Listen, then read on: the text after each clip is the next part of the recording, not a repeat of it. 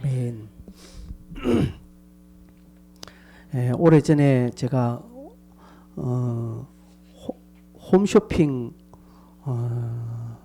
사고에 대한 그 영상을 하나 본 적이 있습니다. 홈쇼핑에서 진공 그릇을 판매하고 있었습니다. 그래서 이 그릇은 뚜껑을 딱 닫으면 절대로 이렇게 뒤집어서 안에 내용물이 들어있어도 안 쏟아진다는 거예요. 그래서 진공으로 탁 되기 때문에 그래서 뚜껑만 탁 닫으면 물건을 이렇게 그릇을 뒤집어도 안에 내용물이 흘러나오지 않는다는 것입니다. 그래서 어떤 찌개를 하나 끓여놓고 뚜껑을 딱 닫아서 이게 상품을 파는 사람들이 이 절대로 쏟아진다고 딱 뒤집어서 막 흔들다가 그냥 푹 쏟아져 버렸습니다. 그때 그 물건은 하나도 안 팔렸을 거야 아마. 그죠? 네. 여러분, 우리 말에는 설득력이 있어야 됩니다. 설득력이 무엇입니까? 이 말과, 그죠? 말과 그 내용과 또 드러나는 것들이 다 같아야 됩니다. 즉 말에는 인격과 내 삶이 포함될 때, 그것이 일치될 때 그 말에 힘이 있습니다. 이것을 설득력이라고 말합니다. 공부를 잘하는 학생이 이 책은, 이 참고서는 너무 빈약하더라. 전교 1등이 내가 이 참고서를 써서 공부했는데 이 참고서는 좀 안 좋더라. 이 책이 오히려 다른 이 책이 훨씬 낫더라. 이 설득력이 있습니다. 그런데 전교 꼴등이 그 말을 듣고 1등 하는 친구의 말을 듣고 전교 꼴등이 이 책은 안 좋다더라. 저 책이 좋다더라. 아무도 걔의 말은 안 믿습니다. 왜요? 그의 말과 그의 삶이 다르기 때문에. 말은 그렇지만 실제로 꼴등하기 때문에 무슨 그게 있겠습니까? 새벽 기도를 하러 오는 사람이 새벽 기도가 좋더라. 이게 그거 되지요.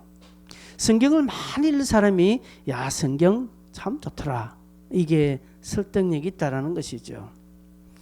그런 사람들이 말을 하면은 그 말이 상대방에게 전달이 잘 됩니다. 세상도요, 우리 교회가 얼마나 설득력이 있는지 없는지 살펴봅니다. 교회 다니는 너희들은 참 말은 잘하는데 라고 끝내버립니다. 그러면 뒤에 무엇이겠습니까? 말은 잘하는데 너희들 사는 것 보니까 내하고 별바 다를 바 없더라. 그렇게 말하는 것이죠. 그래서 세상은 오늘날 성도들을 향하여서, 교회를 향하여서 너희들이나 잘 믿어라. 너희들이라도 잘 믿으세요. 라고 이렇게 말하고 비웃습니다. 왜 그럴까요? 교회가 말하는 것과 성도들이 말하는 것, 그것에 실질적인 삶의 증거나 열매는 없기 때문에 그렇습니다. 그렇기 때문에 설득력이 없기 때문에 말은 공허해지는 법입니다. 유대인들이 예수님의 말씀을 잘 받아들이지 않습니다. 왜요? 설득력이 없다고 생각하니까. 주님의 말씀을 받아들이는데 뭔가 좀 꺼림직한 거예요. 뭔가 좀 걸림돌이 있는 것입니다. 그래서 41절 보니까 유대인들이 예수께 대하여 수군거렸다라고 말합니다. 서로 수군거렸다고 말합니다. 이 수군거리는 내용은 42절에 보니까 이 사람은 요셉의 아들이 아니냐. 그 부모를 우리가 알고 또 그들을 우리가 다 아는데 지금 이 친구가 무슨 소리를 하고 있나는 것입니다. 그들은 요셉을 압니다. 요셉은 목수입니다. 그리고 그 집안 가나안 사람들이 그 나사렛 사람들이죠. 그리고 가난합니다. 어릴 때 예수님은 제대로 배우지를 못했습니다. 어디 제대로 정규 학교를 다니는 것도 아니고, 그래서 이 참 나사렛에서 아주 가난한 동네에서 목수 일을 하는 그리고 제대로 배우지 않고 그렇다고 뭐 부모로부터 물려받은 재산이나 어떤 재력이나 어떤 명예나 뭐 이런 것도 있는 것도 아닌 그냥 평범에도 미치지 못하는 아주 비천한 사람인데 이 친구가 지금 갑자기 나와서 나는 하늘에서 내려온 떡이다 라고 이렇게 말합니다.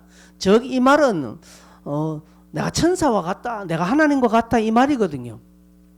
그리고 그 입에서 저 친구가 배운 게 없는데 가방끈이 짧은데 말하는 것 보니까 기가 찬 말을 하고 있거든요. 그리고 지금 희한한 일, 능력을 나타내고 있습니다. 귀신 들린 자를 고치고요, 안전병이를 일으키고요, 눈먼 장님을 보게 하고요, 신령한 일들을 하고 있거든요. 그리고 보리떡 5개와 물고기 2마리로 5,000명을 먹이고 하니까 이거는 보통 일이 아니거든요. 그런데 이 친구를 우리가 안단 말이에요. 저 집안을 알고 부모를 알고 그 배경을 아는데 여기서는 헷갈리는 겁니다. 그래서 지금 이들은 예수님의 말씀을 받아들이는 데 있어서 뭔가 지금 걸림돌이 막 생기는 것입니다. 설득력이 없다고 생각하는 것이죠. 예수님께서 왕궁에 태어나셨거나 높은 대간 어떤 백작의 아들이거나 그리고 무슨 대단한 학력을 가졌거나 그리고 그 집안이 뭐 돈이 많은 집안이거나 사회의 어떤 명성을 나타내는 그런 사람의 아들이라고 했을 때는 좀 받아들이겠는데 그게 아니거든요. 그렇습니다. 하늘의 이야기를 하고 놀라운 신의 말씀을 하고 계시지만 정작 예수님의 그 조건과 상황은 말을 받아들이기에 조금 찝찝한 것입니다. 여러분 우리도 그렇죠. 우리도 이 선입견, 그죠? 설득력 이 부분을 중요하게 여깁니다. 그래서 여기서 여러분 누가 좀 괜찮은 사람이 여기 대단한 사람이 다 와서 설교하면 여러분 마음이 확 떨려서 잘 듣습니다. 근데 제가 설교하니까 뭐 그렇게 들리지만 여러분 그렇지 않습니다. 여러분 저 설교 들어보면 다른 뭐 목사님 설교하는 것에 뭐 제가 뭐 틀린 게 뭐 있습니까? 아니라는 것이죠. 이게 이 말하는 것과 때로는 그의 삶이 다를 수가 있습니다. 우리가 이런 인간적인 조건을 가지고 그 말의 무게를 재면 곤란합니다. 아주 막 참 멋지게 차려입고 젠틀한 사람이 한마디 하면 참 옳은 말 같지만 허름한 옷 입고 그냥 별 볼품 없는 사람이 무슨 한마디 하면 아이고 니나 잘해라, 우리가 이렇게 지금 하고 있지 않은가 이것입니다. 그 당시 유대인들이 그렇게 생각했다라는 것이죠. 오늘 우리도 그렇습니다.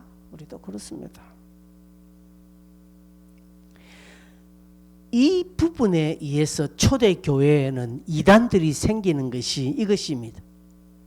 인간적인 예수를 부인하는 거죠. 여러분 예수님은 완전한 하나님이시지만 완전한 인간입니다. 이 두 가지 예수님의 신성과 인성을 믿어야 합니다. 그런데 초대교회 이단들은 예수님의 인성을 싹 빼는 거예요. 예수님의 인성은 이것은 그냥 설명하기 위해서 그렇게 하는 것이지 아니다라고 이야기합니다. 그래서 33년간 할 때 30년의 세월은 예수님으로 치지 않습니다. 신으로 하나님을 치지 않습니다. 3년간 그때 하나님이라고 이야기하는 것이죠. 우리는 그런 것들을 부인합니다. 우리는 33년간 예수 그리스도 그분은 하나님의 아들이심을 믿고 어떤 관념적인 그냥 어떤 생각에 의한 신이 아니라 지금도 우리와 함께 하시고 우리와 함께 하시기를 기뻐하시고 역사하는 하나님으로 믿습니다. 막달라 마리아가 부활하신 주님을 찾을 때 예수님 천사가 이런 말씀했습니다. 어찌하여 죽은 자 가운데서 찾느냐? 그가 죽은 자 가운데서 살아났느니라고 말했습니다. 여러분 이게 어떤 관념적인 신, 종교적인 신을 따르는 사람들은 그 신의 연약함을 이렇게 믿지 않죠. 숨기죠. 여러분 북한의 김일성을 보십시오. 이 주체 사상을 논하는 북한 주체 사상은요, 김일성이가요 물에 걸어 다니고 그 일제 시대 수많은 총을 맞아도 죽지 않는 그런 전지전능한 신으로 포장하고 있습니다. 그렇죠? 김정은이가 5살 때 뭐 명사수라네. 5살 때 총을 쐈는데 명사수라는 게 이게 허무맹랑한 것이지 않습니까? 왜? 그렇게 만들어야 됩니다. 그렇게 믿도록 만들어야 됩니다. 그러나 우리는 그것을 믿지 않습니다. 그것을 부인합니다. 예수님은 아기 예수로 오셨고요. 말 구유에 태어나셨고, 그도 아프셨고, 그도 누울 자리가 없었고, 그도 배고팠고, 그도 고통을 당하셨고 고난을 당하셨다는 것을 믿습니다. 그래서 주님을 죽은 자 가운데서 찾는 것이 아니라 살아 부활하신 주님으로 우리는 믿고 따르고 있다는 것이죠.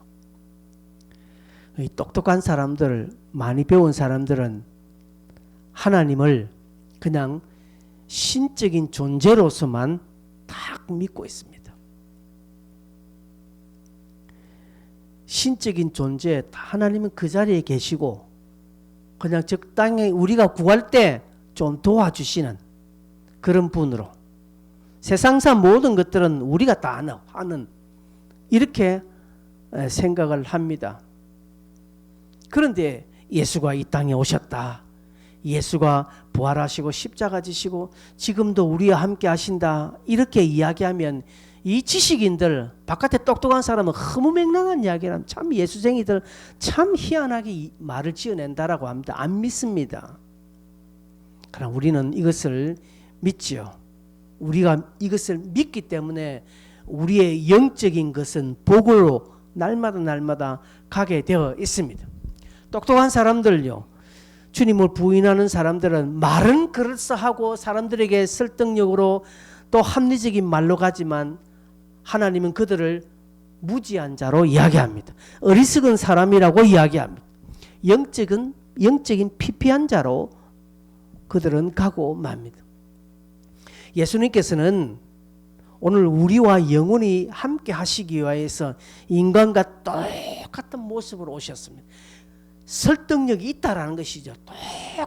똑같이 행했다는 것이죠. 내가 아파 보니까 이렇더라 이렇게 말하는 거, 전혀 아프지 않은데 그렇게 말하는 것은 다르죠. 예수님은 인간의 모든 것들을 체험하셨습니다. 왜요? 설득력을 가지시기 때문에 그렇습니다. 그래서 주님이 낮아지셨고 비천하셨고 우리와 함께 하십니다. 주님이 우리와 함께 하지 아니하면 우리와 하나 될 길이 없기 때문에 주님은 낮아지셨고 가장 겸손하게 오셨은 것입니다. 왜요? 설득력을 가지시기 위해서. 주님은 우리와 분리될 수 없는 존재입니다. 우리를 떠나시지 않으시고 우리와 함께 하십니다. 그래서 우리가 이것을 믿어야 합니다. 어떤 종교적인 어떤 예수를 믿는 것이 아니라 지금도 다 나와 함께하고 가장 나를 이해 잘해 주시고 가장 나를 잘 아시는 그 주님, 나와 연합하신 그 주님. 그래서 내가 주님께 속하였고 주님이 내 안에 있는 이 놀라운 사실을 진짜 살뜰리게 믿는 자, 이걸 현실적으로 믿는 자들이 되어야 됩니다. 종교적으로 믿는 거 아닙니다. 이론적으로 믿는 거 아닙니다. 이론적으로 믿는 게 아니라 실제 그렇다라는 것이죠. 경험해 본 것이라는 것입니다. 우리는 이것을 믿습니다. 주님은 그들에게 이것을 믿어야 한다라는 것으로 내가 하늘에서 내려온 떡이라고 말씀하고 있습니다. 여러분, 우리가 그림의 떡이라는 표현을 많이 쓰죠. 그림에 아무리 많은 진수상전이 차려 있어도 그걸 내가 먹지 못하기 때문에 그렇다는 것이죠. 그러나 적은 것이라도 내가 먹을 수 있는 것은 나를 배부르게 합니다. 우리가 이것을 생명으로 믿고 이것을 우리는 취합니다. 이것으로 믿음 생활을 합니다. 하루 시작할 때에 그림의 떡으로 시작하는 것이 아니라 실질적인 생명의 떡으로 시작하는 것입니다. 한 가지라도. 근데 유대인들은 이 예수님을 지금 그의 조건과 환경, 그의 어떤 출신 배경으로 받아들이지 않고 있다라는 것입니다. 수군거린다라는 것입니다. 수군거린다는 것이죠. 누가 설교를 하는데 앞에서 누가 비웃거나 또 서로 옆에서 궁시렁궁시렁하면 이 설교자는 마음이 안 좋을 겁니다. 여러분 그렇겠죠? 여러분이 말하는데 앞에서 저것끼리 그냥 막 속닥거리고 웃고 하면 굉장히 말하는 사람이 기분 나쁠 겁니다. 예수님께서 그렇게 말씀하시는데 유대인들은 지금 숙덕숙덕거리고 손가락질하면서 비웃고 있거든요. 이럴 때 예수님께서 43절에 너희는 서로 수군거리지 말라라고 말합니다.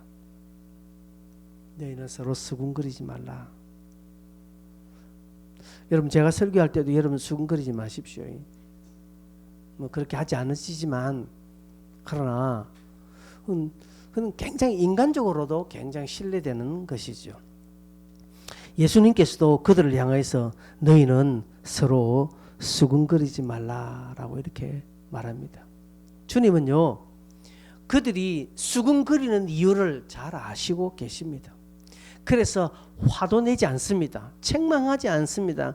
그냥 수군거리지 마라고 이렇게 이야기하는 것은 앞에 하나님께서 이끄시지 아니하시면 내가 그를 책임질 수 없다라고 말씀했지 않습니까?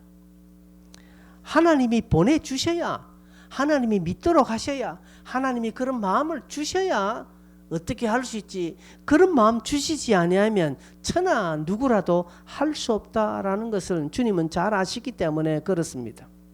그들이 이해하지 못하는 이유, 그들이 하나님의 말씀을 받지 못하는 이유, 그들이 주님께 나오지 못하는 이유를 주님은 아셨습니다. 뭘까요? 하나님이 이끄시지 아니하였기 때문에 그렇습니다. 그래서 지난주에도 그렇고 그 앞주에도 제가 여러분에게 마음이 중요합니다. 여러분 마음이 중요합니다.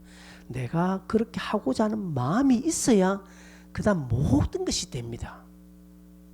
그 마음이 없으면요 몸은 그렇게 따라가더라도 하나도 드러나는 열매는 없습니다. 행동은 어떻게 할 수는 있으나 그러나 마음으로 하는 것에서의 따라오는 열매, 그러한 은혜는 없다라는 것을 아셔야 합니다. 그래서 늘 마음을 구하십시오. 하나님 앞에. 하나님 말씀을 좋아할 수 있는 마음을 부어달라고. 하나님 기도하고자 하는 그 열정의 마음을 부어주십시오. 사랑하고자 하는 그 마음을 부어주십시오. 이 마음을 구하셔야 됩니다. 마음이 중요하거든요. 그 마음이 근본이 되기 때문에 여러분 그렇게 할 수 있는 마음, 설교를 들을 수 있는 마음을 부어주십시오라고 기도하셔야 됩니다. 그렇지 아니하면 안 돼요. 여러분이 이 자리에 앉아 있어도 안 돼요. 하나님은 아셨습니다. 예수님께서는 이들이 지금 하나님께서 이끄시지 아니한 자들이기 때문에 내가 무슨 말 해도 무슨 기적을 보여줘도 이들은 안 믿을 것이라는 것을 주님이 아셨기 때문에 뭐 서로 수군거린다고 해서 주님이 책망하실 이유가 없는 것이죠. 여러분 저도 이 부분에 대해서 좀 늦게나마 깨닫습니다. 마음이 없으면 안 하구나. 안 되구나. 그래서요 마음 생길 때까지 기다리는 것이 좋겠더라고요. 마음이 없는 사람을 불러가지고 세리 야단친들 무슨 소용이 있습니까? 그렇죠. 그냥 그렇게 이들은 마음이 없구나. 그 다음 이들은 내게 붙여주신 사람이 아니구나. 다 그렇게 생각하니까 세상 편한 거 있죠. 주님께서는 그렇게 여기시는 것입니다. 그러면서 서로 수군거리지 말라라고 하는 것은 그들 가운데 혹 하나님께서 이끄시는 자들이 혹 있기에 그들에게 지금 기회를 주시는 것입니다.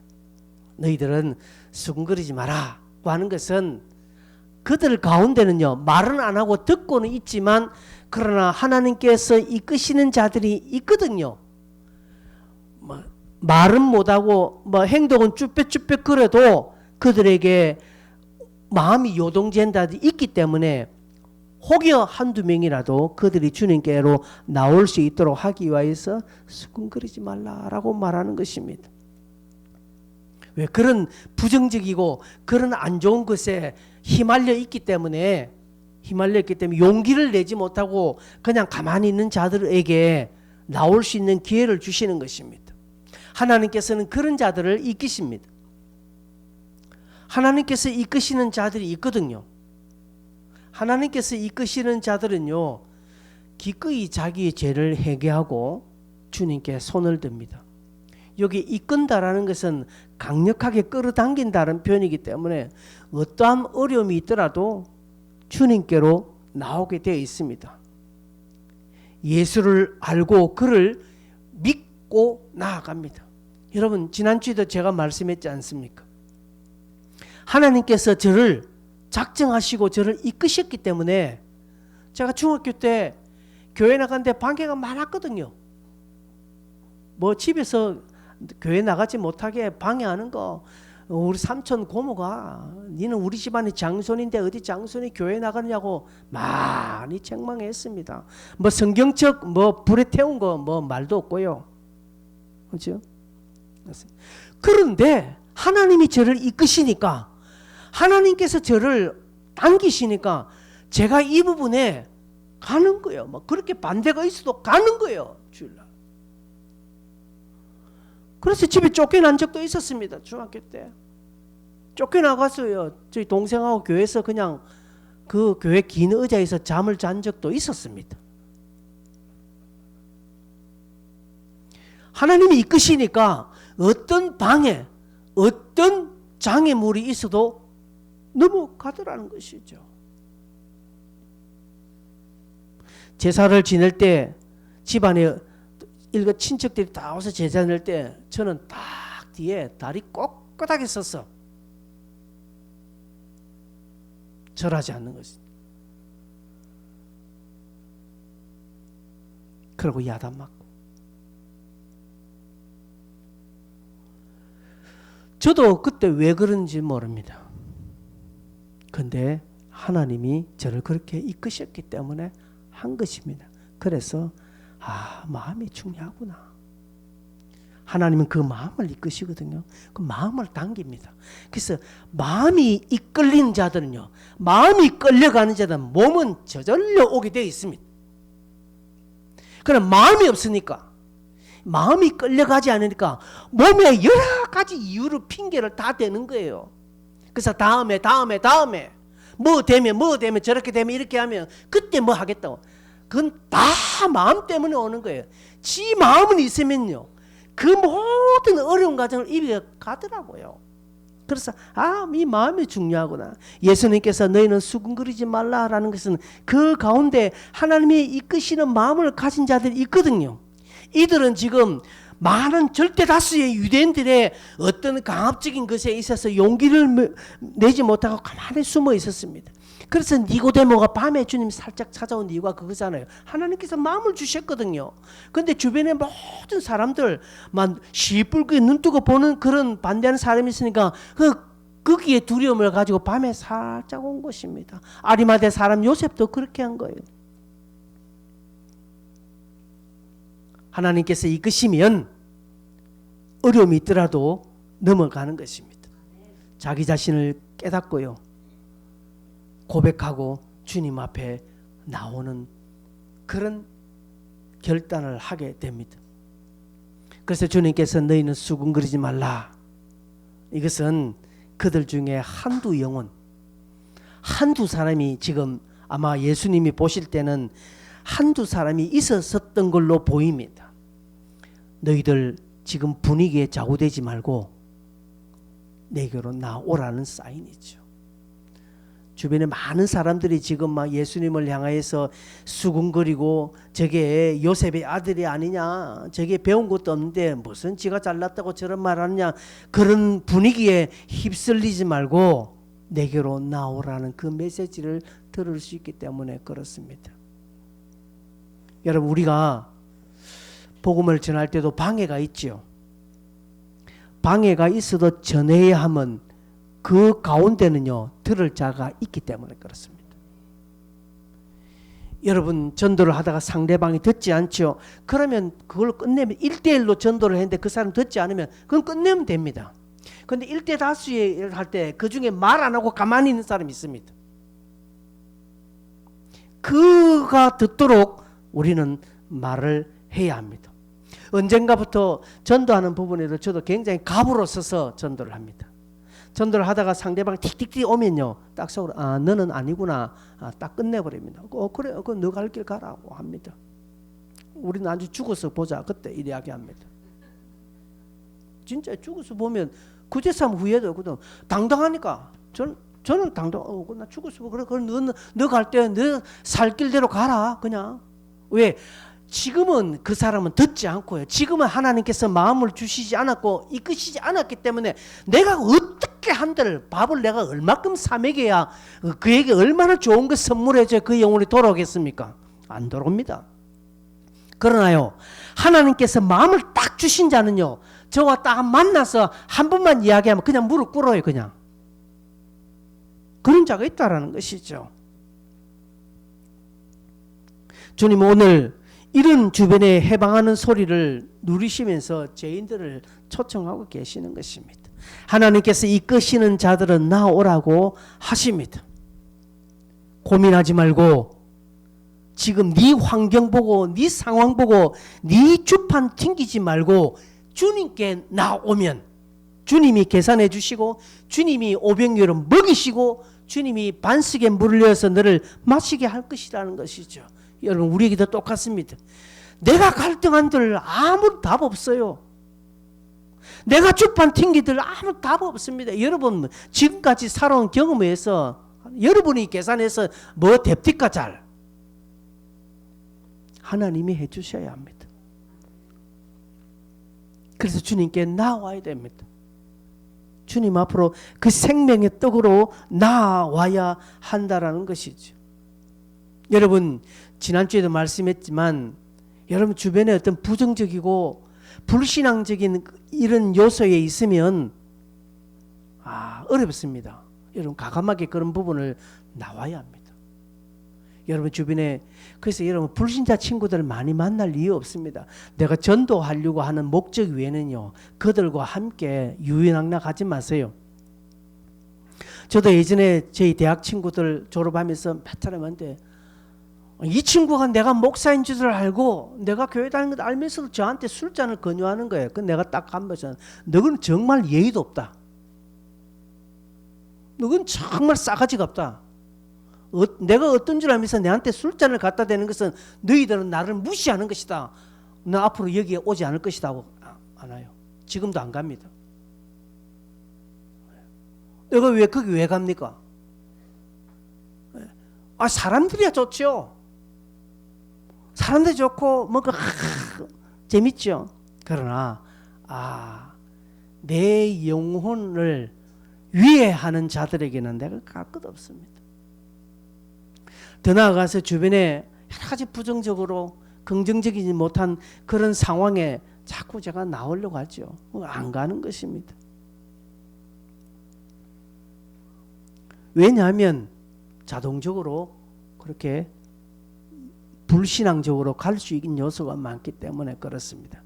그래서 예수님께서 45절에 아버지께 듣고 배운 사람마다 내게로 오느니라고 말합니다. 아버지께로 듣고 배운 사람마다 내게로 온다. 이사야의 말씀을 이야기하는 거죠. 하나님께서 주신 말씀을 듣고 한 걸음 하나님께 이끄시는 자는 주님께로 나오는데, 이 구약의 말씀을 통해서 하나님 자녀들은 말씀을 배우게 되고 그리고 그 말씀 가운데 있게 되면 하나님께로 한 걸음 한 걸음 가까이 오게 된다는 것을 말씀합니다. 여러분 주일날 이 말씀 듣는 거 중요합니다. 믿음은 어떻게 난다고요? 들음에서 난다고 했습니다. 들음은요 그리스도의 말씀이거든요. 아무것도 몰라도 듣는 거 중요합니다.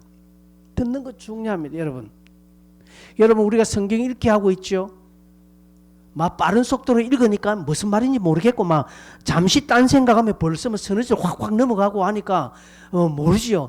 그래도 듣는 귀가 복됩니다. 여러분 그걸 귀하게 여기셔야 됩니다. 뭐 이런 식으로 읽으면 하나도 남지 않은데 이래 뭐 읽어가 무슨 소용이 있노? 그 마귀의 속삭임이에요. 아무것도 몰라도요. 콩나물에 물 부으면 물 다 빠지죠. 뭐 물이 다 사라지면. 그런데 희한하게 잘하는 거 있죠. 여러분 이 주일날 말씀도 그렇습니다. 여러분 저는요 유튜브에 제가 설교한 거 일주일에 꼭 한 2번 정도는 제가 듣습니다. 뭐 틀어놓고 뭐 다른 일 하더라도 들어봅니다. 들어보면서 자꾸 제가 설교를 저 말을 앞에 했는데 왜 또 하지?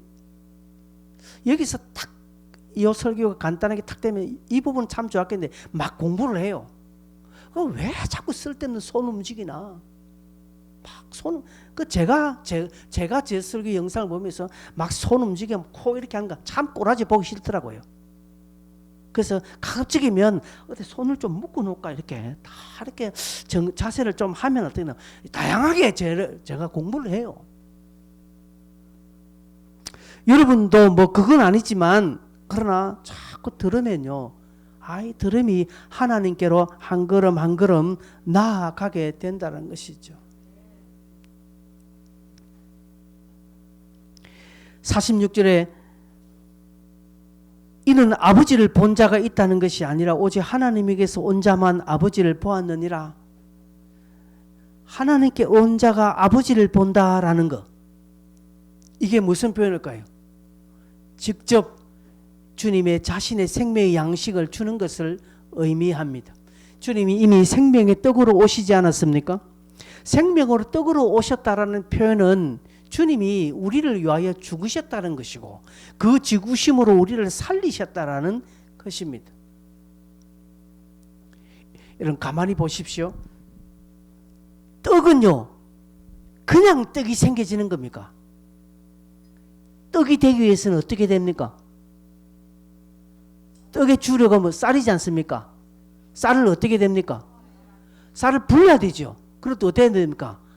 빻아야 되잖아요. 갈아야 됩니까? 그죠? 그래서 또 어떻게 합니까? 그죠? 반죽을 해서 쪄야 되죠. 가만히 있어도 됩니까? 아니요. 굉장한 불을 가해야 되지 않습니까? 그죠? 그 열을 가해서 전기가 확 쪄야 되잖아요. 그래서 떡이 되는 거예요. 그래서 생명의 떡이 되었다는 것은 주님께서 오셔서 자신을 우리를 위하여 던져주시고 자신을 가시고 자신을 빻으시고 자신을 쪄서 우리에게 떡으로 주셨다 이것입니다. 그 과정을 믿는 과정, 주님이 그런 과정으로 우리에게 오셨다라는 것이죠. 그래서 너희에게 이르노니 믿는 자는 영생을 받으셨다 가졌다. 내가 곧 생명의 떡이다 라고 40절 48절에 말씀하는 것이 무엇입니까? 주님께서 직접 자신의 살을 우리에게 양식으로 주셨고 떡으로 주시기 위해 오셨습니다. 그분은 가난하게 오셨고 고난을 받으셨고 그리고 고통받으시고 십자가를 거치셨고 그리고 부활하셔서 자신을 우리에게 온전하게 줌으로 우리를 살리셨다. 이게 떡의 과정이라는 것이죠. 그렇게 주셨다는 것이죠. 그래서 우리가 이 사실을 믿는 것입니다. 이것을 믿고 그리고 주님께서 그 떡이 되신 그 과정에 우리 또한 동참하는 것입니다. 즉 나도 그렇게 살아야 된다는 것이죠. 하늘의 밀이 땅에 떨어져 썩지 아니하면 열매를 얻을 수 없는 것처럼 내가 나로 있지 않고 내가 있는 곳에 떨어져 썩어서 그래서 열매를 맺는 삶을 살 때 생명의 떡을 먹은 자들이 영생하는 복을 얻는 것처럼 나 또한 그리 된다라는 것입니다. 여러분, 우리는 말씀을 듣고 깨닫는 자가 아닙니다. 설교를 듣고 깨닫고 야 하는 거 아닙니다. 제 주변에 많은 사람들은 야 참 어느 목사님 설교가 좋더라. 그 설교 참 좋더라. 저는 묻고 싶어요. 예, 그분 설교 좋은 거 아닌데 묻고 싶어요. 그 좋은 설교를 들은 너는, 네 그 좋은 설교 들었는데 그럼 너는, 너 그렇게 좋은 교회 다니는데 그럼 너는 답을 내와라는 거죠. 제가 묻지는 않습니다. 속으로 묻습니다. 오늘날 수많은 그리스도인들이 왜 세상에 설득력이 없는 줄 아십니까? 왜 성도가 세상에 설득력이 없는 줄 아십니까? 이것입니다. 네가 그렇게 좋은 말씀을 듣는데, 네가 그렇게 누구 교회 막 오보라고 나를 그렇게 던져놨는데, 끌어놨는데, 그런 좋은 교회 다니는 너, 좋은 말씀을 듣는 너, 니는 그럼 뭔데? 라는 것이죠. 내가 니 보니까 별 다를 바 없더라 내하고. 그들은 지금 그렇게 말하고 있다라는 것이에요. 주님은 우리에게 생명의 양식으로 생명의 떡으로 주셨습니다. 떡으로 되어지는 과정을 제자들에게 보여주시면서 너희도 이렇게 하라고 말씀하십니다. 그럼 우리 또한 그렇게 해야 됩니다. 좋은 말씀을 듣고 그리고 나 또한 동참하는 것입니다. 죽음의 자리로 가는 것입니다. 주님이 나를 위하여 죽으셨다는 걸 믿고 나도 죄에 대하여 죽고 세상에 대하여 죽고 그리고 대항하는 모든 세력들을 향하여서 주의 말씀을 드러내는 삶을 살 때에 비로소 내 안에 하나님이 만들어 놓으신 놀라운 영생의 빛들이 드러나는 것입니다. 갈라디아서 2장 20절 여러분 한번 보실까요? 같이 한번 읽겠습니다. 시작. 내가 그리스도와 함께 십자가에 못 박혔나니 그런즉 이제는 내가 사는 것이 아니요 오직 내 안에 그리스도께서 사시는 것이라. 이제 내가 육체 가운데 사는 것은 나를 사랑하사 나를 위하여 자기 자신을 버리신 하나님의 아들을 믿는 믿음 안에서 사는 것이라. 예. 여러분, 신앙생활은 죽는 싸움 같습니다. 신앙생활은 어떻게 죽느냐 이건 것 같습니다. 말씀을 받고 변화된다는 것은요 죽는다라는 의미거든요. 죄와 결벌하고 나의 못된 습성과 나의 버릇들을 버리고 말씀 안에 거하는 것입니다. 그러기 위해서는 죽어야 돼요. 나의 자아가 죽지 아니하면, 나의 생각이 죽지 아니하면, 나의 감정이 죽지 않으면 절대로 열매를 맺을 수 없는 것입니다. 그래서 하나님 나를 죽이는, 내가 하나님 앞에 멋지게 신앙생활 가운데 정말 썩어져 미랄이 되는 그런 삶을 살 수 있는 거룩한 마음을 달라고 기도하셔야 됩니다. 신앙생활의 승패가 여기 있습니다. 이런 말씀대로 살려는 노력이 없는 한 아무리 좋은 가르침은요, 아무리 좋은 진리는요, 그냥 호랑이 담배 피던 시절의 이야기와 똑같습니다. 한두 번 은혜를 경험했다고 되는 거 아닙니다. 한두 번 은혜를 체험했다고 해서 죽는 것 아닙니다, 여러분. 이스라엘 백성들은 40년 동안 기적의 떡을, 기적의 물을 마셨습니다. 그럼에도 불구하고 그들은 변함없었습니다. 너무 원망했습니다. 그래서 살리는 것은 기적이 아니라 살리는 것은 하나님의 말씀에 대한 몸부림입니다. 몸부림. 말씀대로 살려고 처절하게 몸부림치는, 거기에 한 주간의 나의 숙제로 서야 하는 것입니다. 영적 뜨거운 체험했다고요, 유명한 분의 설교를 들었다고 해서 되는 게 아니라 주님과 하나가 되고 주님의 생명의 떡을 먹은 자로서 나 또한 그 생명의 떡이 되어지는 과정의 삶을 살려고 한번 발버둥 치는 그 삶, 그 삶이 하나님 앞에 쓰임받는 삶이고 하나님이 상급으로 축복하시는 그런 삶이라 믿습니다. 이번 한 주간도 이 생명의 떡의 삶을 살아가는 저와 여러분, 여러분의 성품, 여러분의 감정이, 여러분의 주변의 상황이 여러분을 이끄는 것이 아니라 하나님의 말씀이 여러분을 이끄는 한 주간의 삶 되시기를 바랍니다. 이 찬송하겠습니다. 방금 갈라디아서 2장 20절 찬송하겠습니다.